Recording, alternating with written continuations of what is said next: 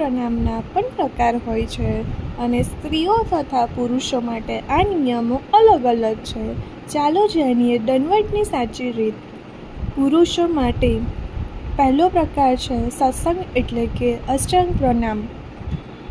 આ પુરુષો માટે શ્રેષ્ઠ માનવામાં આવે છે. આમાં શરીરના 8 અંગો મન, બુદ્ધિ, હૃદય, આંખો, મસ્તક, બંને હાથ, બંને પગ અને વાણીને જમીનને સ્પર્શ કરે છે. આ અહંકાર ઓગાળીને સંપૂર્ણ સમર્પણ કરવાનો હોય છે. પંચાંગ પ્રમાણ. શાસ્ત્રો અને પ્રભુની કોમળતાના ભાવ મુજબ સ્ત્રીઓ માટે પંચાંગ પ્રણામ ઉત્તમ છે.